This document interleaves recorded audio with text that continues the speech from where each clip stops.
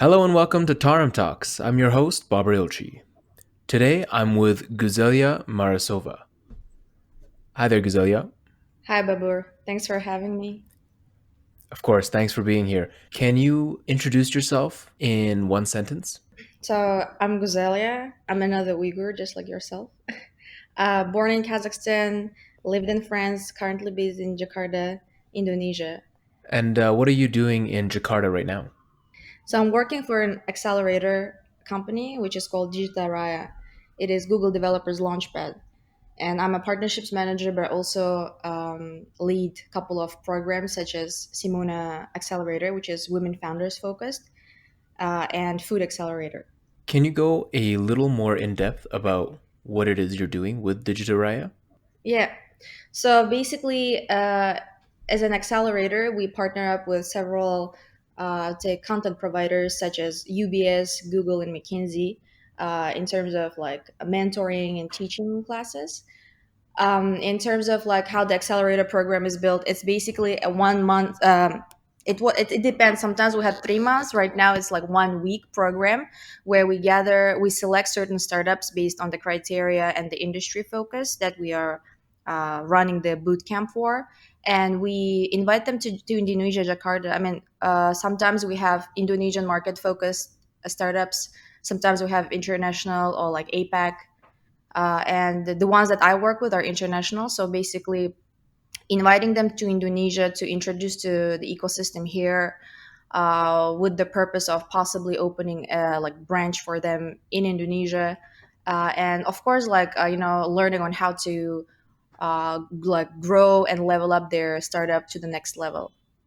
And later, after the boot camp, we do have like networking sessions or dinners where we connect startups to potential VCs, investors, and also partners. Wow, so you do a lot. That's accelerator. Yeah, how did you get Mhm. into that field? What made you pursue that? Yeah, so I'd say just to give you a quick background, I did my studies in international business management, so it's quite generic business studies, and my interest was mostly finance, and specifically like investment. I'd say like investment banking, things like that. So, but then I started actually my first, I'd say, internship in a consulting firm that was focused in banking and energy sectors. But it was quite interesting to learn more about banking as a consultant. Later, I ended up in mortgage brokerage. It's one of the prominent mortgage brokerage companies in France, where I spent a year and a half. Actually, half of the year I was like an intern helping them to build a new platform. They were going digital, and the year I was an independent mortgage broker. So basically, helping international clients to consult them on finding a financing for their real estate purchases in France. So while I was doing this, I started to question like, yeah, how I'm gonna do with my mortgage. When it will be my time, because as a Muslim, there is this a riba free concept where riba is the interest. So you are not supposed to loan money for interest. So I was looking for alternatives and then find out that there's Islamic finance, which has a lot of products available in different countries, less in France, obviously, and started to look for the country that was leading in it, which was Malaysia. So I ended up being in Malaysia working for a VC company. So my objective was just to get to Malaysia. It doesn't matter what I'm exactly doing there, like whatever connected to finance that would, or like investment, would be interesting. So it was a VC company, and this is how I was introduced to startup ecosystem. I was like participating in different conferences, meeting different stakeholders within the ecosystem. I work with Malaysian Digital Economy Agency. It's basically a governmental agency where also I had like access to see like how the ecosystem was built, how this like startups grow so fast, and people are very like tech heavy, So it was really cool to see how Southeast Asia is different from Europe. Then later, I got a job in another accelerator. Then it was a startup. Helped to launch two digital platforms, and then later came to Indonesia. And this is where I thought like it would be perfect to also be in the same ecosystem but learn Indonesian stakeholders. So I think Digitaraya gave me a great opportunity to really connect to Indonesian network. How long have you been in the Southeast Asia region? Almost 3 years now. Wow, Mm. that's impressive. And it all kind of started because of that idea of riba. Yes, exactly. So surprisingly, this was the reason why I ended up in Malaysia, because obviously, like, I told myself, like, as long as I want to learn about it, it doesn't matter what exactly I'm doing in terms of profession. I could definitely just go there and like find people that work in the industry and all. And then when I was having actually my like an entry interview with my like the CEO of the VC, he was like, "But why Malaysia? You could do the VC job like in the US or in Europe. It's like way more developed there." And then I'm like, "Well, actually, I'm Muslim. I would like to learn about Islamic finance, and that's actually the reason that pushed me to come to Malaysia." And he's like, "Wow, like mashallah." And then I'm like, "What?" So he is also Muslim, and he was really happy to know that there are people out there in Europe also, I mean, like in other parts of the world, that really want to find better solutions in their life. So he was happy to announce me about their recent investment in two Islamic finance focused ventures. So the names are Ethis Ventures and Global Sadaka. So basically, one is the real estate crowdfunding platform, and another one is a social crowdfunding. And social crowdfunding was like 5 slides. I'd say like a raw platform. There was nothing much built yet. The business strategy, like nothing was there yet. The idea was there. So it became my portfolio, and I started to consult those startups. At the same time, of course, talk with the experts in the field, because the people that were working in those ventures are coming from such universities as INSEF, IIUM, hold PhDs in Islamic finance, and worked like in worldwide, like in different Islamic bank focused, Islamic finance focused banks around the world. So it was really great to be exposed to this kind of network and the team and learn from them as well. And also actually see how Islamic finance is applied in practice, especially merged with technology. Yeah, I'm going to be honest. I didn't know that there was this Islamic finance fintech industry. And that really fascinated me when I was first learning about it and hearing about it. Can you give us a quick rundown of the main differences between Islamic finance and finance in the rest of the world? This is like the question that everybody asks.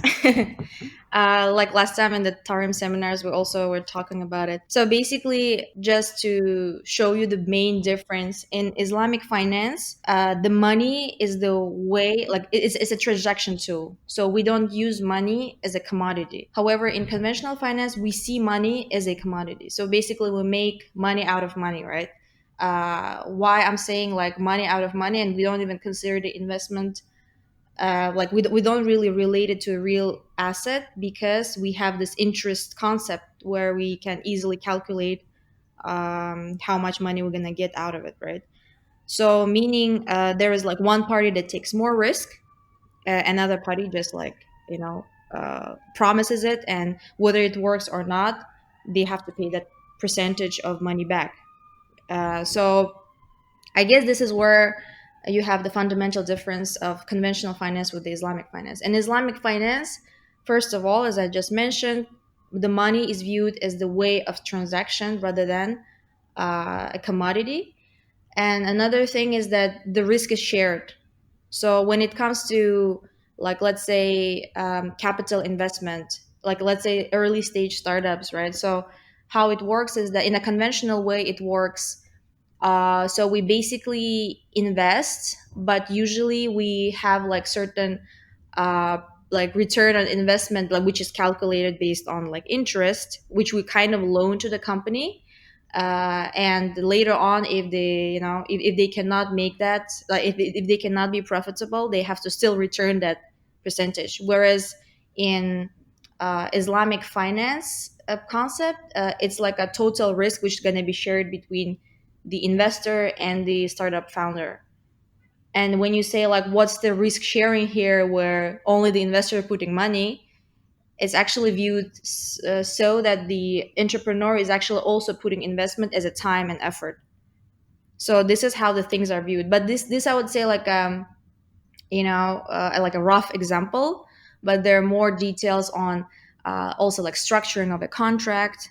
There are certain names of a contract that are different. Well, it can be also named like anyway, it doesn't have to be specifically like terms from the Islamic finance, but usually it's like some clauses where certain things are clarified more than the others, and this risk sharing aspect is also very much like clarified. So yeah, I would say it's more transparent also. Yeah, it's really eye opening the amount of potential that Islamic fintech has. So we had talked about this a little bit before, and you had mentioned that you were facing an ethical dilemma while you were working as a mortgage broker. Can you talk about that a little bit? It's like, while you make money, I mean, I think it just like, let's take an example of a trade. My parents had like some retail store businesses and restaurants a long time ago, and I was kind of exposed to how you make this like margin, like based on real assets. So it was quite easy concept, obviously, but after studying at university and also having this more like finance related experiences, I started to discover more of other ways of like, obviously making money. And while I was actually doing it, like as a mortgage broker, it's a lot of money. A lot of money. It's kind of not too difficult as long as you know how to, bridge the things and connect the dots. But then it's quite unethical in terms of like how that much of money is coming out of this like say service. Is it normal? Because in this case, like, I'm gonna be living a quite good life as a broker later. So actually this is where I started to question. As a Muslim myself, I wasn't really sensitive about the concept of interest before. So I would say this is where I actually realized that, you know yeah, like it doesn't feel good. So when I started to research, obviously I found out that unethicalness of this action is based on the fact that you basically make money out of money.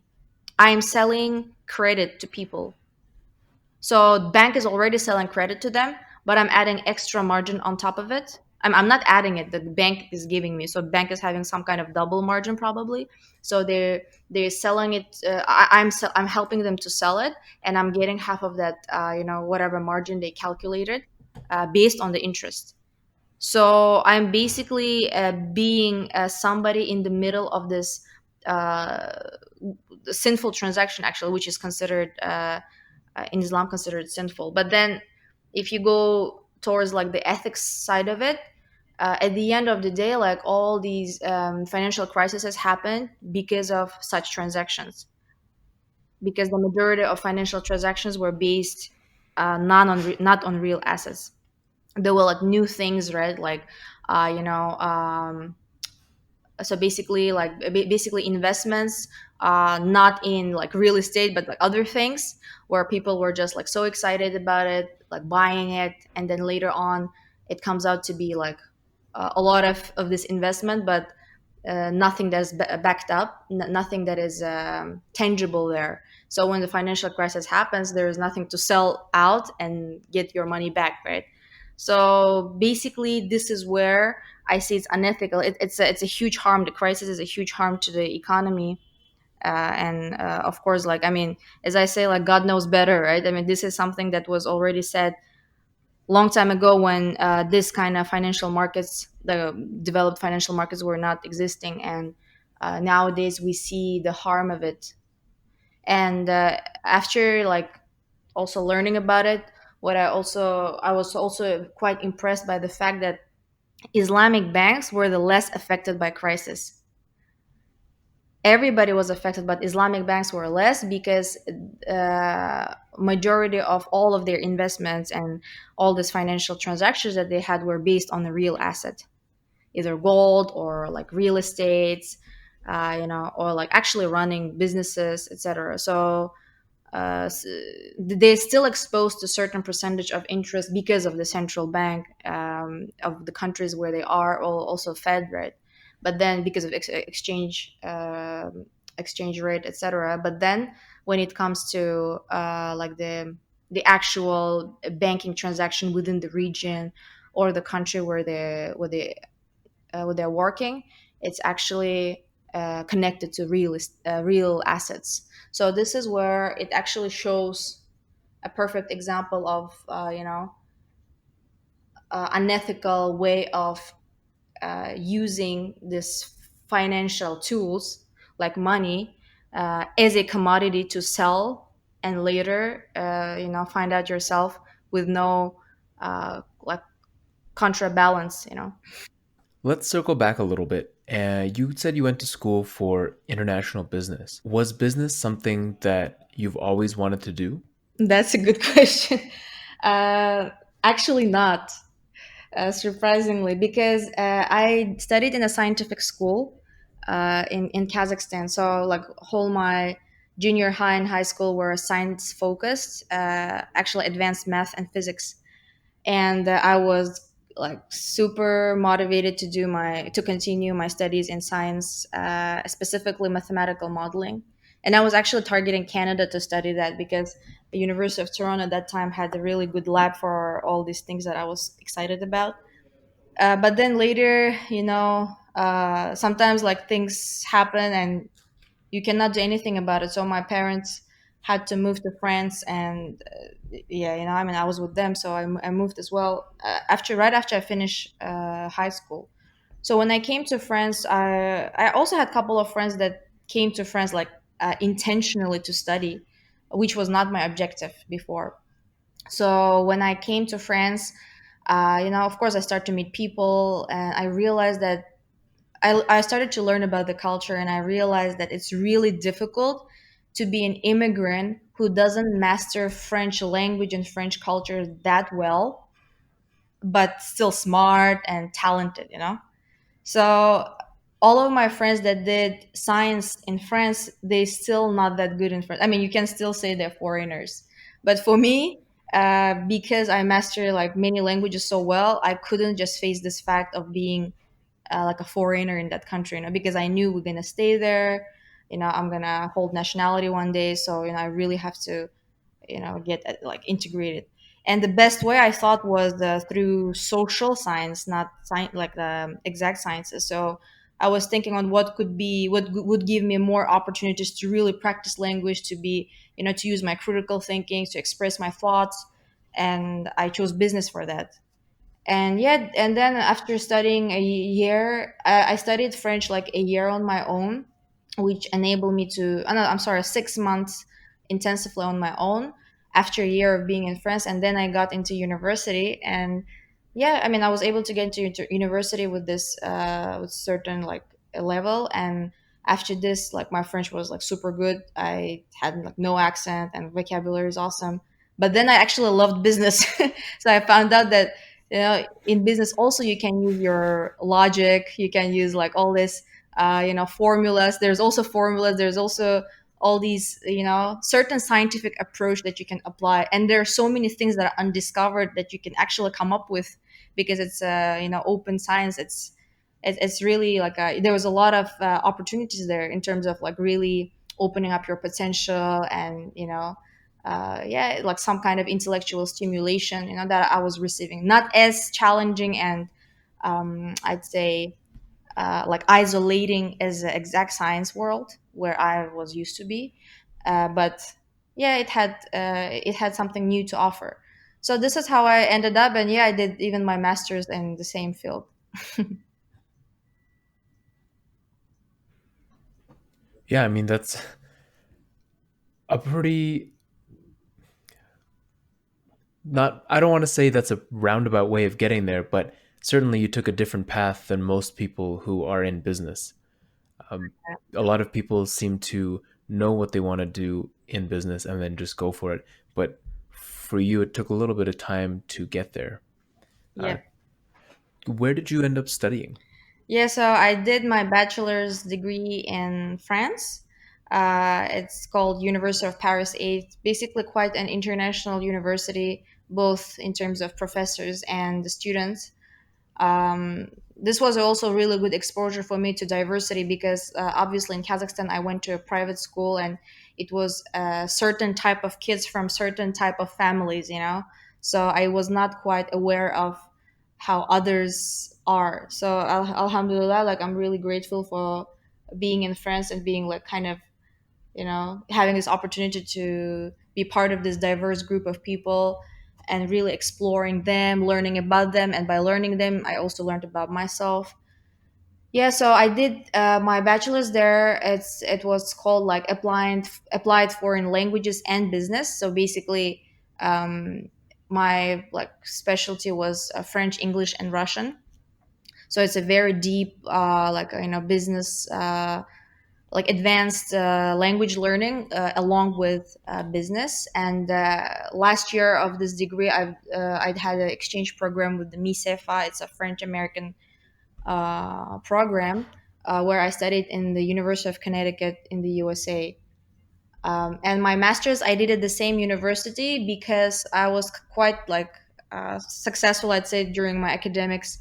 I received the award from the International Advisors of France, like for my for my thesis, and also my academic results. So I thought that it was really interesting to stay more there, because I could also do some couple of like other international projects. And yeah, I mean the last semester, I think last semester, like either the last year or last semester, I forgot. I did also another exchange, but in South Korea.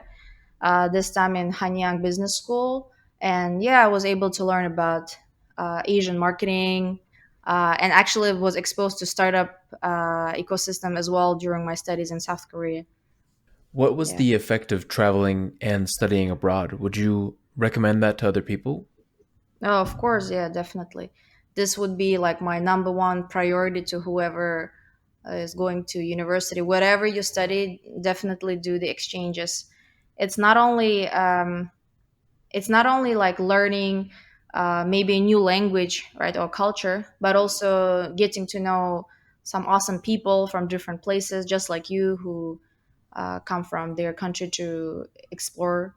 And of course, but then you have to also know how to do it strategically.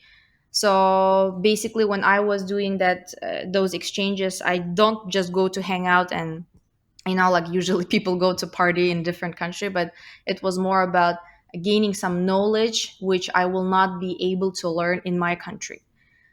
Yeah, so things like related to strategy or real estate finance are not really, I cannot really take this kind of courses in France before. So that's why I actually took them in the US. And then like Asian marketing or like, blue ocean strategy, which are the classes that are more like focused on private business school side, which are also not offered in my university. I was able to take them in South Korea. So definitely, I think it was super rich experiences. And apart from that, I was also able to connect to great people that are my friends up until today. I'd say like I hang out more with, I traveled and hang out more with those people that I met during my exchange rather than my friends from the university in France. So we're gonna switch gears here a little bit and talk about something a little different. This is a podcast made for the Uyghur diaspora, specifically Mhm. Uyghur youth. So I wanted to ask you some questions that are pretty specific to you and who you are and how being Uyghur is a part of you. So I just wanted to ask, what does it mean to be Uyghur to you? Yeah, being Uyghur for me is a huge pride actually, because of the rich history first of all, rich culture that we kept throughout so many centuries up until today, a language, and I'd say like the talent that we have in our communities.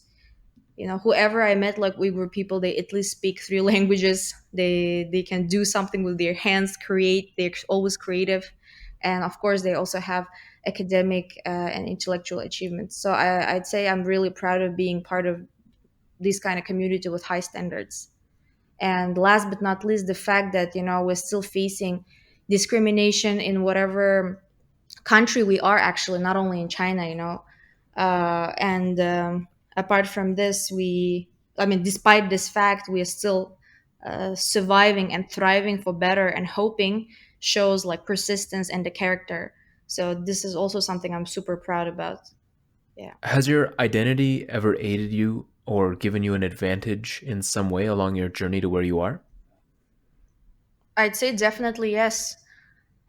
In many ways possible. I have like thousands of examples in my, like, in a couple of years, even, like, where like being Uyghur was such a connecting point with somebody that is like, it became an incredibly important person in my life, or finding out something about myself as well, or learning something new, learning a new language, like, I mean, oh my gosh, there's so many examples of where of like identity of being an Uyghur, knowing my language and certain things about my culture helped me so much.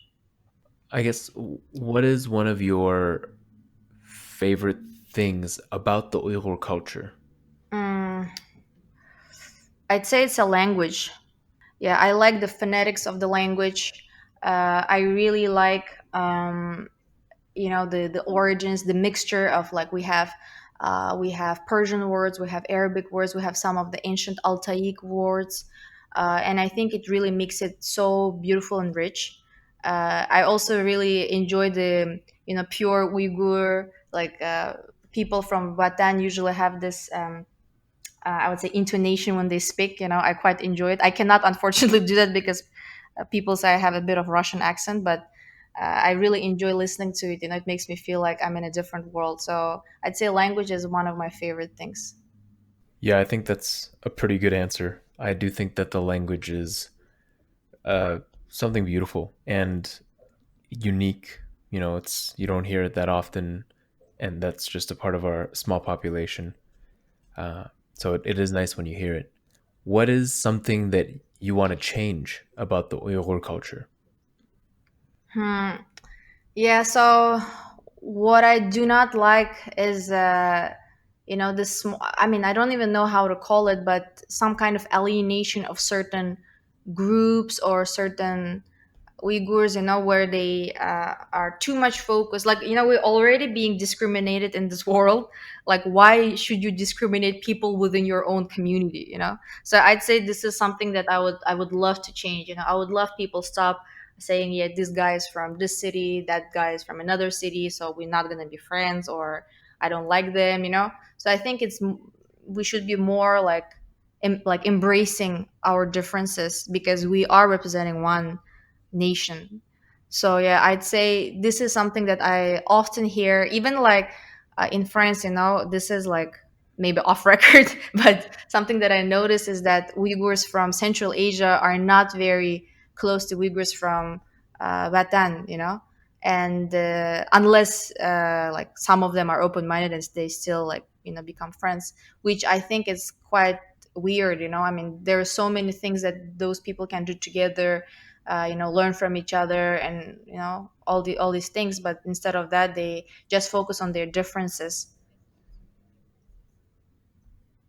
But I think, like, this is not the case for this youth that we're part of, which is like something similar to Tarim network, right, where we really want to learn about each other. We know that we're from different countries, but we still represent Uyghurs, so we're more open-minded. But I'd say the feature that I just mentioned is more common to people of, like, our parents' age, probably. Yeah, if I had to pick something, that would be it as well. I find that it's so strange that we close ranks around each other in our own culture and our own people when there are not exactly that many of us left to include or exclude.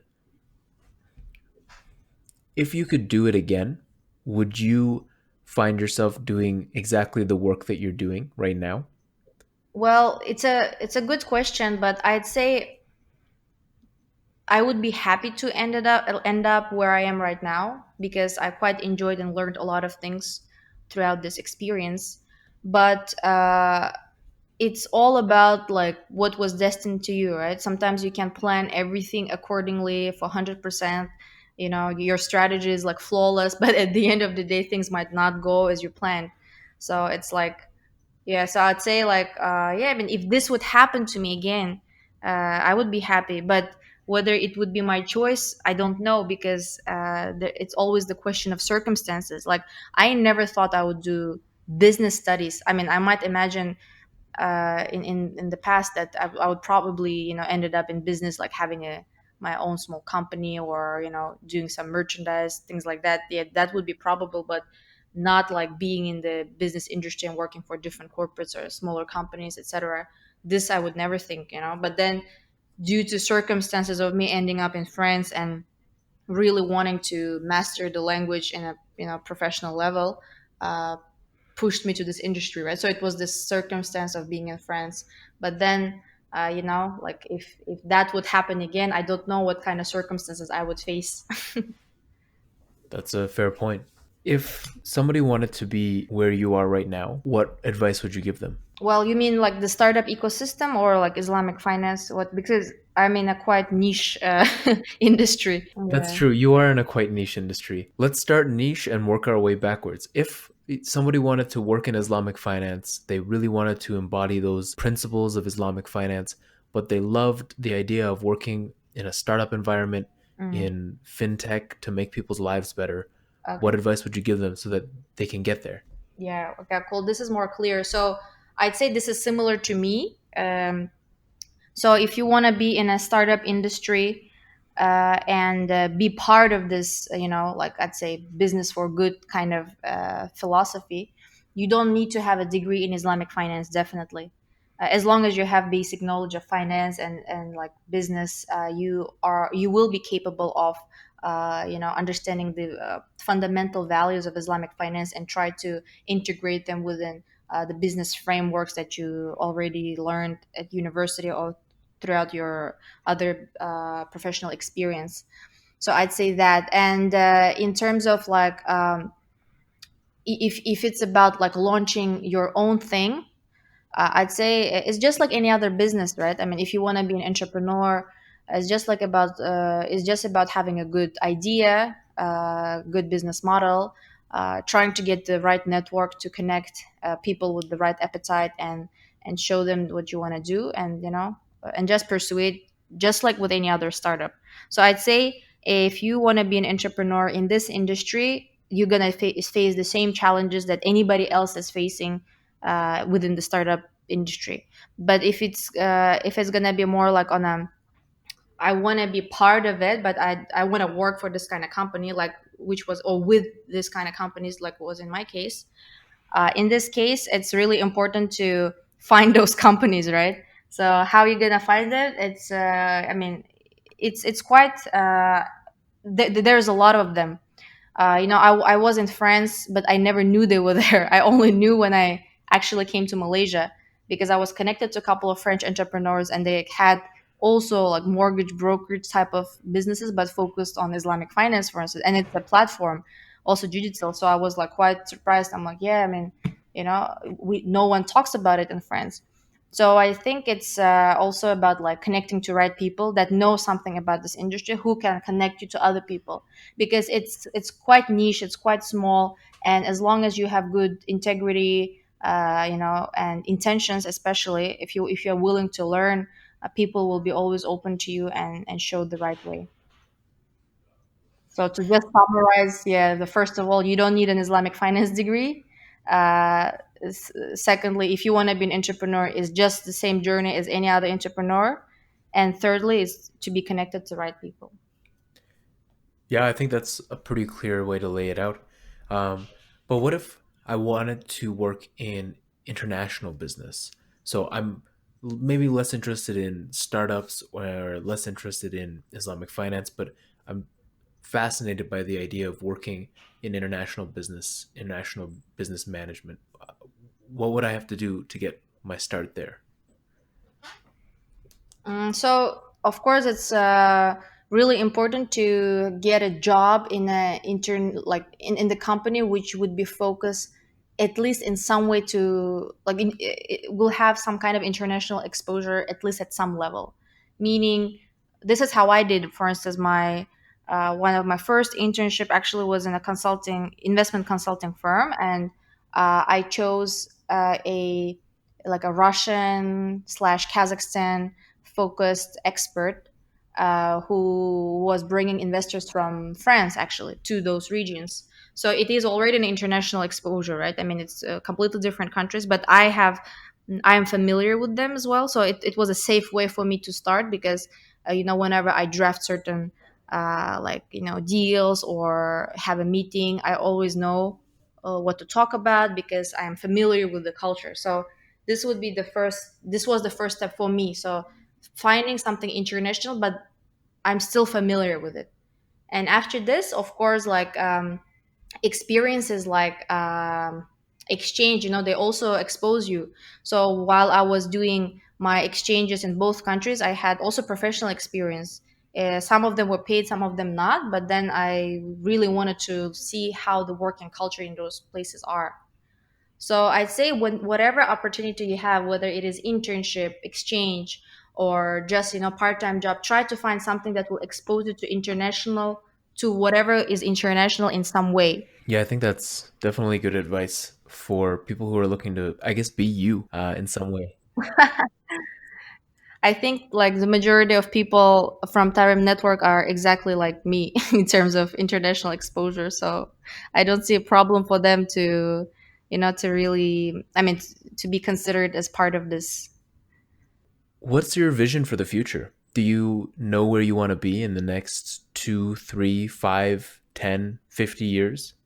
Yeah, I think all of us have some kind of plan or aspiration or dream to be somewhere at certain time.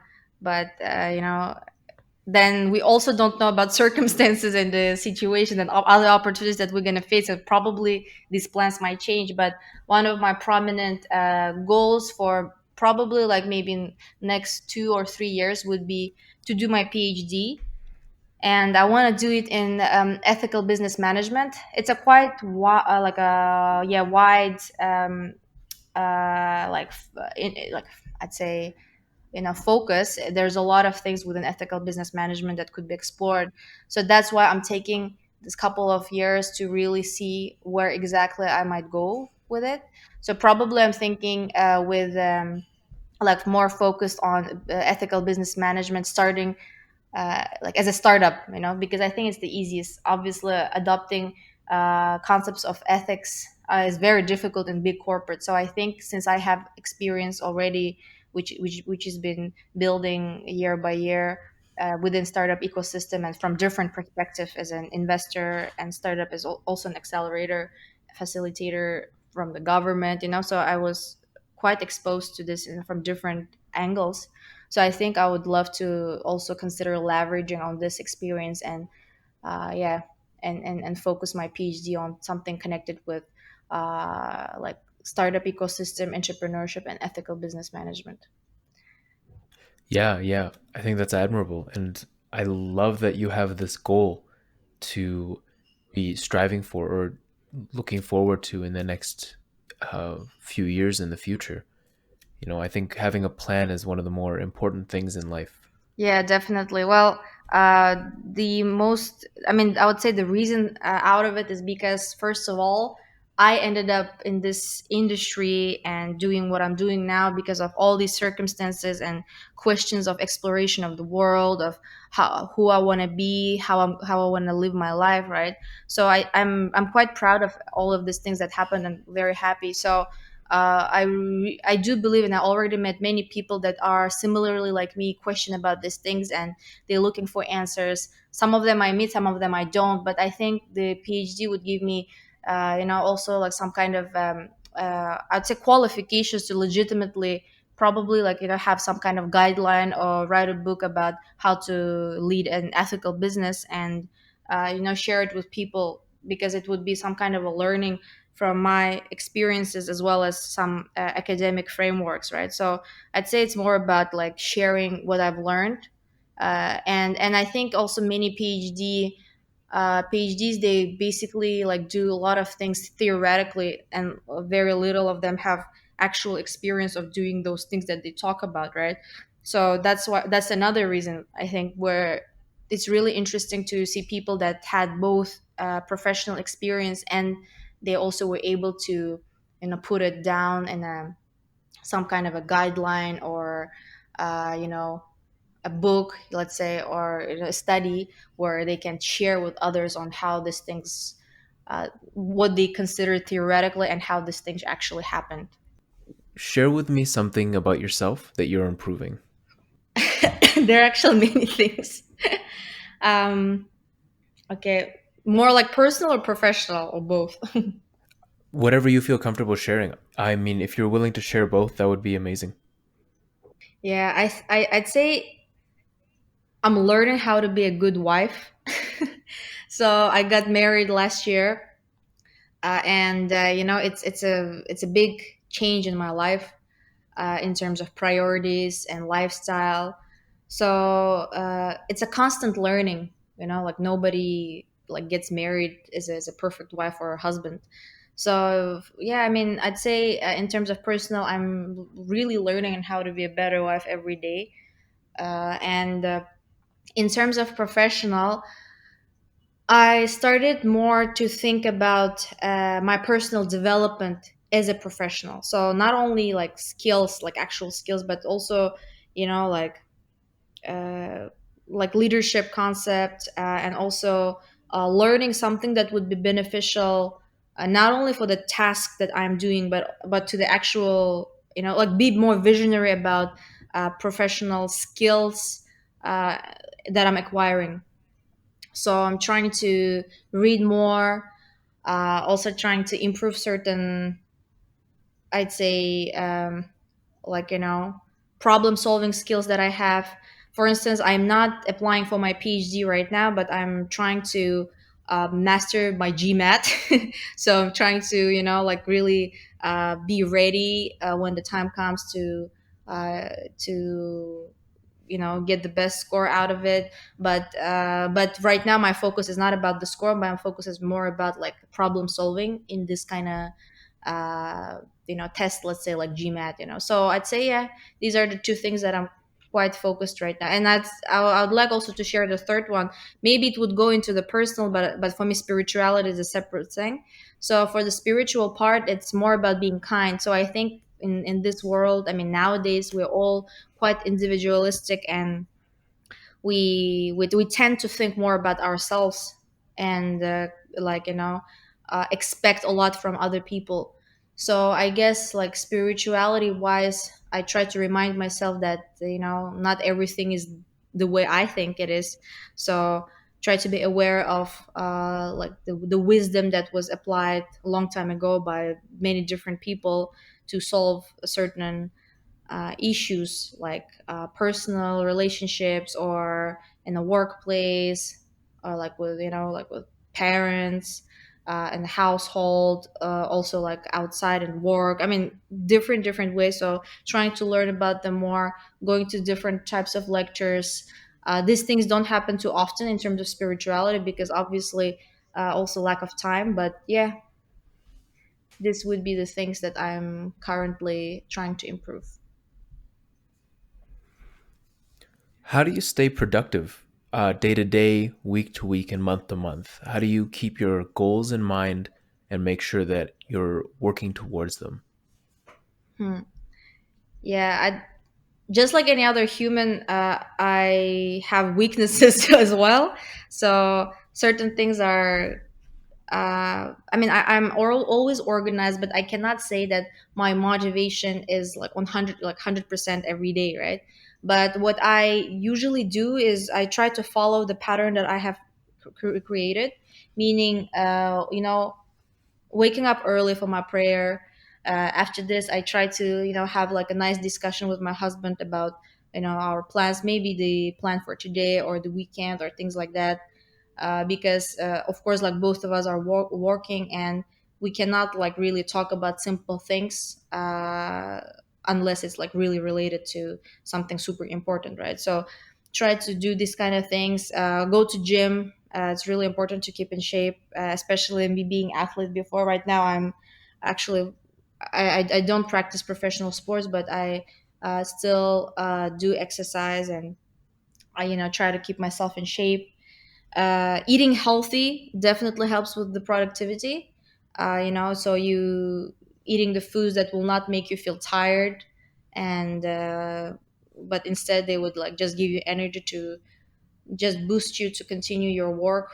Yeah, and also I'd say very productive actually to sleep in the afternoon, like power nap for 30 minutes when you feel like your eyes are a bit tired, because I wake up very early, right? So when I wake up very early, meaning like in the afternoon, I already feel a bit tired. So power nap, and after this productivity comes back. So this is how I keep my day-to-day productivity, and I guess this is connected to the weekly one. But then when it comes to long term, we never know. Yeah, that's fair enough. I think it's good that you have this general idea of where you want to go day to day, and then you just kind of achieve them. And I admire the power nap. I don't think that enough people are doing power naps, and it's a real shame that a lot of companies look down on that idea. Yeah, this is very Yeah. unfortunate here. So you just said that you were a professional athlete. Can you talk about that a little? Yeah, I'd say I was a professional athlete, right? So because I'm not right now, yeah, I started to practice Taekwondo, martial arts, Korean martial art at the age of 11. And it was I was naturally flexible, and I guess it's also like maybe Uyghur gene. I don't know, because I know a lot of Uyghur people are quite good at like sports. So it was quite it was not difficult to kind of be first in my rank, which I was surprised actually, because I thought like it would be I never thought myself being like leading a class as a kid. So yeah, my coach directly put me in this position. So I started like to have more responsibilities, and suddenly I started to do competitions, and after winning a couple of them, became part of the national team. So yeah, this is how my professional career started. Then when I moved to France, I actually continued. So I represented France also in world championships for WASCO, which is World All Style Combat Organization. It was held in Italy in 2014, and this is where I represented France as a French for the first time, and also got the title of a world champion. But then that year was quite intense. Actually, I had a lot of things going on, and during the competition, I broke my ACL. So I had this knee trauma, came back to Paris and had surgery. I was able to continue, and I still can like pursue my professional sports career. But uh, you know, I think the excitement is something that. So basically, I think I had like 5 goals when I just started martial arts. I'm like, hey, you know what? If I'm gonna achieve these five, I'm cool. So after achieving these five, I didn't really feel much of ecstasy. I even remember when becoming a world champion, like this was a very sweet moment, like maybe 60 seconds of this euphoria, and after this I'm like, is that it? So I think I had too big expectations of like harmonic, long lasting like happiness feeling, or of course it's an achievement, it makes me feel good, I'm proud of it, but then it didn't give me as much empower, like not empowerment, let's say, um, excitement as I thought it would. So yeah, and this is where like sort of stopped the competitive sports, and instead focused myself on more, like keeping in shape, and building communities within the sport industry, where I also knew a lot of people internationally, and yeah. Yeah, so it's surprising to hear from you that winning the world championships didn't make you feel that long lasting fulfillment that you thought you would. I think a lot of high performers feel the same way. They chase a goal, they achieve it, and then they kind of wonder what's next, you know? Yeah. Um, I was reading this one article about how happiness is not associated with achieving goals because there are always more goals to achieve, and so you'll never be satisfied with what you've just accomplished. And I've never heard anyone that I know actually say it so perfectly. What you just described at the World Championships, how you felt, is so in line with that idea, the the theory behind that. Yeah, I also read a couple of books on that as well. So that's why I do not. I mean, one of the philosophies that we had at my style of taekwondo is called Junri Taekwondo. So one of the philosophies that they teach there is that happiness gives birth. Oh, no, sorry, truth gives birth to happiness, and as happiness being like the ultimate goal of every human being. I always believed in that since I was 11. Since I learned this philosophy, but then throughout my life, I realized that happiness is not my goal at all. So I don't even know how I would formulate it according to Islamic belief of mine or any other things. But so far, I've been naming it as a harmony. So what I am thriving for is always harmony. So when there is a harmony, when you know that everything is going well, and I'd say, like, everybody in your life also like collaborating with each other, and things are going like, with a certain rhythm, like biological rhythm. This is where I feel like fulfillment, that everything is in its own place and everything is going to the right in the right direction. But the happiness is like, it's like drugs, like you I haven't taken drugs, but I'd say the comparison that I've read is quite similar, is where you get this like short-term excitement, which is like really awesome, right? And then after this, you're like, okay, probably I want more of it, or it's not that interesting. So for me, I'm not nullifying the achievements of anybody who's, like doing sports, or even like what I've done myself. I'm really proud of it. It's like amazing experience. I have that medal hanging in my room as well, my medals. But then I'd say it's more about how you approach these things. Do you make it the goal of your life, or you make it like one of the interesting experiences that I had? So because there's so much more you can do in this world, right? So one of the really cool, like sustainable and I'd say harmonic things that I would strive for, it would be like knowledge sharing, because these things are like long lasting, right? So maybe I'll die in like a couple of years, but then if there is something that I shared with somebody, this person can share it with another person, and it can go on and on. Yeah, another thing is like building a family where you can like educate your kids in a certain way, which will make them a good people, so that they can also make a next generation of people that will be like, as I'd say like as good as hopefully they are, and etc. Or like, I don't know, building a school or making something good for environment, like building a tree. So these things, that whoever gonna be after you, they will have the benefit of it. Um, I'm gonna start moving into a couple of rapid fire questions, so just one sentence or less if you can answer these. What book are you reading right now? So right now I'm actually reading The Productive Muslim. Who is someone you admire and why? My friend Joanne, I admire her because she's the perfect example of empowered, strong, independent women, but at the same time fulfilling her all her roles in her life as a mother, wife, and also as CEO of a big company. So I really admire the way she is, and hopefully to learn from her more. Do you have any morning or evening routines, and what are they? Morning routine is after prayer, having a nice talk, and then exercising. This would be my morning thing, and evening is before going to sleep. I try to call my mom, or at least send a message, because she lives in another part of the world, to say good night. What is the best thing you've bought for under $100? Wow, that's a good question. Huh? Let me think. Okay, well, I think it's the UV protector cream that I bought in Japan. I mean, I think it is under $100, and it's the best UV I ever had. And yeah, so for so far that's it. When you think of the word successful, who's the first person that comes to your mind? I guess it's Prophet Mohammed. That's a good answer. What is something that you believe that other people think you're crazy for believing?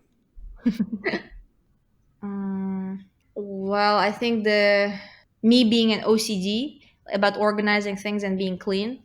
A lot of people do not agree with that, but and I'm 100% sure there are benefits for this. Yeah, that's fair.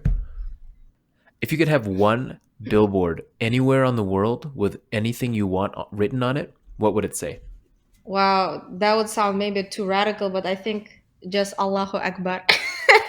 Because it frustrates people so much when they hear that. So it would be also fun, and yeah, and for those who really know what it means, it would be quite empowering, I guess. I think you would definitely make the news. Yeah. Do you have a quote that you live your life by? Mm, you mean the like a credo or something like this? Exactly. Yeah, actually, that thing that I learned when I was 11 about truth gives birth to happiness is something I still follow. But when I talk about happiness, it's a big concept that I do not accept as happiness, but more like harmony. So it's really important for me to be truthful and honest. Last few questions. What advice would you give to your 20-year-old self? Well, that's a good one. So I'd say give three advices. Okay, first is don't be afraid of being who you are. Do not afraid of wearing hijab or not kissing men's cheeks in France. In like don't be afraid of explaining yourself. Uh, Second thing is that I know you are very organized. You love planning and you have the best frameworks of achieving this or that goal because you think through and you ask good advices, but nothing will go as you planned because all depends on circumstances and opportunities you will face and might give priorities to. And the third one is that don't underestimate the, I'd say, effects of love. Everyone loses their mind. I think that's really good advice. Yeah. How can people connect with you if they want to ask you some questions or talk a little more in depth about the stuff that you're doing? Easy. I mean, from social media. I mean, I'm quite accessible from like Instagram, LinkedIn, and also WhatsApp. So I'd say these ways. If people want to learn more about what I'm doing, like especially if they want to be in the industry that I'm in, I'll be happy to answer their questions. We'll put your Instagram link in the show notes. Is there anything that you think we should have talked about that we didn't? Any requests or advice to the audience that you have? Covered quite a lot of things. It was really interesting talking to you and also being challenged to answer your questions. So for the next like Tarim talks, it would be really interesting to know how people preserve their identity of being Uyghur in a very multicultural environment. Yeah, I would love to learn about other people's approach and choices on which aspects of identity they keep, which aspects they prefer not to, like more on a personal note. Yeah, that's actually a really good line of question. So, how would you like to be the first person to answer it? uh, okay, let me try. So, well, for me personally, I'd say it's really important to practice the language in any way possible. And the second is, of course, trying to find those people that are from your tribe, let's say, right?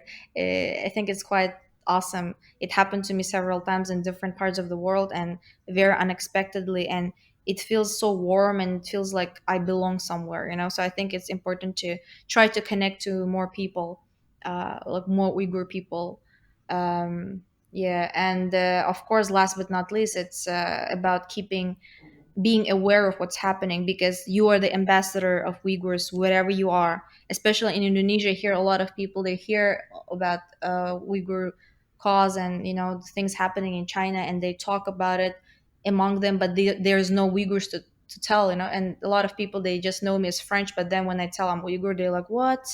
And then I'm like, I have to inform them. So definitely keep yourself updated on what's happening, so you can be the direct ambassador and tell people, this about these things.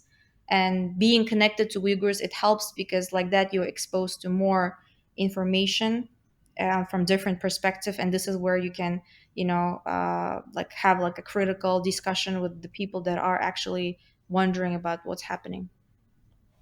So this is how I try to preserve my identity. These are the least things, but that I can do. Oh yeah, I'm sorry. Cooking Uyghur food. Yeah. That's always a big one. I feel like that Yeah, should be on the that's it. top. Yeah, exactly. Yeah, let me just put it on top. Definitely. Yeah. I mean, I love Uyghur food. I try to make a healthier version of it, just to like try to have it more often, but still in a, like, moderately and healthy. But yeah, Absolutely. definitely, it makes your house smell like Uyghur house, and it makes, you feel like you're eating with your family wherever you are. So yeah. Yeah, absolutely. So I just wanted to thank you for your time, Guzelya, for coming onto the show and talking about your profession, how you got there, and your mindset. And so I really appreciate you coming on the show. Thank you, Babur. It was great also talking to you, sharing these experiences. Hopefully, there were some learnings from certain people. And if there's anyone that would be interested to learn more, I'd encourage to do not hesitate and contact me. I'd be happy to tell more if needed. Yeah.